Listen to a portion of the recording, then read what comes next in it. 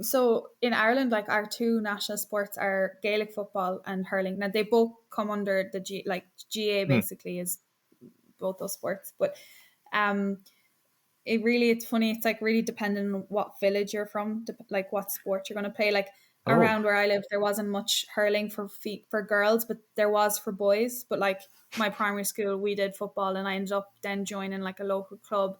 And I did that until I was like 18. And then I went to college in Galway, which is an hour and a half from Limerick, where I'm from. And in college, I didn't really do much sport. I just, yeah, enjoyed college. And I think it was in third year I went over to America on like kind of like an exchange Erasmus program. And there, like, I joined. I don't know how I ended up in the triathlon club, but I joined the triathlon club. I think it was because they organized like weekends away in different parts of America where you could go into the mountains, and they would do like a little training camp there. And I think it was like a nice way of like meeting people. And obviously, we weren't going home to our parents every weekend because we were in America. So it was a nice way of like, yeah, yeah. spending time with people. So that was kind of the first time I ever started cycling.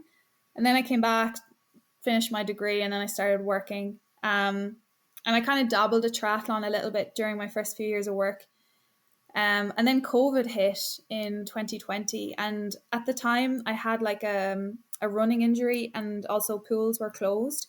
So I kind of decided to just focus a bit more on the bike to then, with the thought of eventually, once pools opened again and my running injury was okay again, I would get back to triathlon.